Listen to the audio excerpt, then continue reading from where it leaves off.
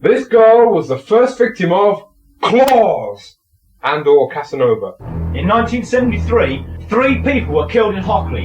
In 1974, 2 people were killed and eaten in Wootton. In 1975, the whole west side of Shirley High Street was demolished. How is it that a 25-foot killer hamster could remain undeaded for so long? How could so many terrible eatings happen under the very eyes of the police and the Boy Scouts? This then is the shocking true life story of how... Silently the mayor banged his fist on the table and hurt his hand. "We must have action," he shouted to the meeting in the church hall. "Somebody, somewhere, somehow, something must stop this killer." "I know of only one man who can possibly do it," said the vicar. The hall was quiet except for the noise of the wind rustling the trees, the sound of the mayor burping. "We must send for the superhero. We must send for Captain Australia." Dun dun dun dun! Meanwhile, down at the Labour Exchange, I'm sorry, Mr. Superman, but we've got no vacancies for superheroes. There just isn't the work to go round. But I could save the economy, rescue British Leyland, prevent the Aswan Dam from bursting. Surely with my special powers I could do something useful. Look, I'll tell you what I told Batman last week.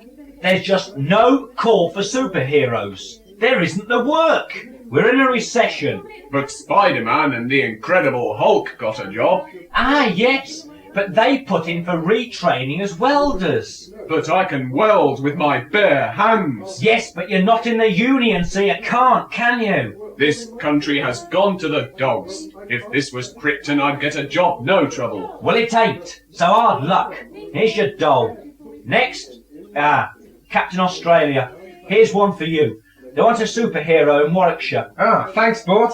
Hey, I was here first. They particularly asked for Captain Australia. He's got to tackle a 30-foot killer hamster. Look, you were here first, Blue. You can have the job. No, it's all right. I can wait. Look, anything else going, Sport? No, sorry. Damn. Okay, I'll take it. I've got a Sheila and 3 Joeys to support. Captain Australia cut a fine figure as he stood ready for action. He was dressed in a kangaroo skin suit, with his steel hat with corks dangling from the rim. On his chest was a big A etched in emu feathers and koala fur. Meanwhile, back at the... "Captain Australia, good of you to come. I'd like you to meet Dr. Fred Grimthorpe of the Rodent Suppressing Institute of Florida, US of A. Pleased to meet you, Bruce. My name's Fred, not Bruce. Same difference, Bruce. Tell me, how many other 35-foot killer hamsters there been? Not many. This 40-footer is unique. He just attacks anything.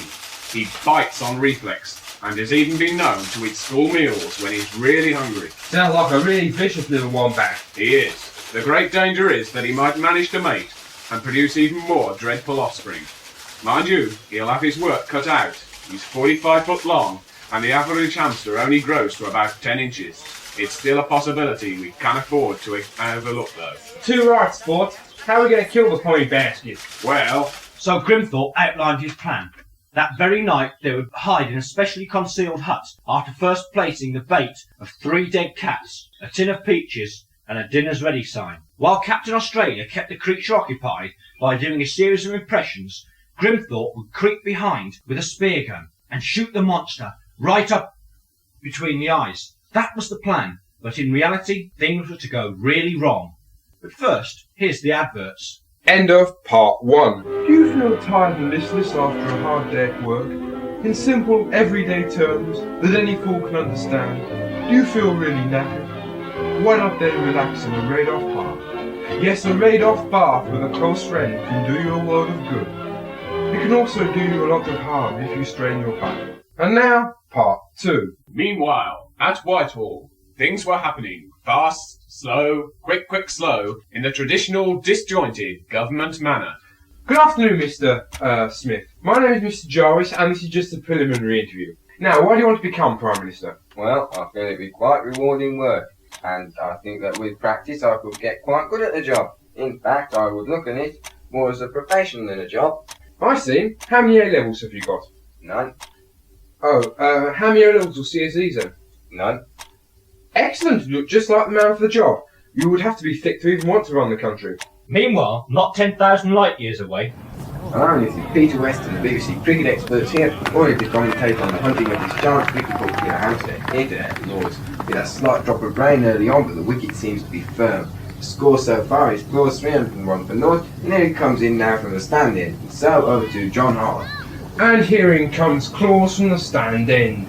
And yes, he's beaten the Australian. Up comes the rope suppressor now, or as the West Indians call him, a rat catcher. And yes, he's missed, and they've both been caught. So that's the hunters both out. Caught and eaten Claus, which brings the hamster score now to 303 for North. Yes, John, and let's see a slow motion replay of that. Here comes Claus there, and he catches them cleanly and with very little trouble. So with the score at 303 for North, it's back to Frank Boff in the grandstand studio. Meanwhile, back at Biggin Hill Air Base. Now then, there's the RAF Crack Squadron. It's our job to get this killer hamster chappie. I know it's going to be tough, but it's got to be done. Now then, who's going to volunteer? I see no one. Now men, we don't want people to think the Royal Air Force are a bunch of sissies, do we? Oh, I see, we do we? Now chaps, you don't want people to think you're a bunch of yellow-livered mummy's boys, eh? A bunch of creeping cowards who are scared to death of a little furry animal? Oh, come on chaps, where's that kamikaze spirit, eh? So the services couldn't or wouldn't help. Who else then could the good people of Warwickshire turn to? Perhaps the Martians would help. There now follows an extract from the science fiction classic Battle for the Planet of the Women and How to Lose Gracefully. Slowly, Zing put his hand on the Earth girl's knee. You can't do that on a 150, Martians or not, said the bus conductor. He had only landed 10 minutes ago, and already he had done something not socially acceptable to the Earth people. But evidently, his action was acceptable to the female subgroup, called Scrubbers, by the natives of this strange planet. It was time he reversed the polarity on the matter induction tube on the vertical oscillator. Already, he could feel the tug of the anti-grav field on his string vest. Silently, he... So the Martians couldn't help. Who could? Send your entry on a postcard to Trap the Killer Hamster Competition. Blue Peter, Television Centre, Shepherd's Bush.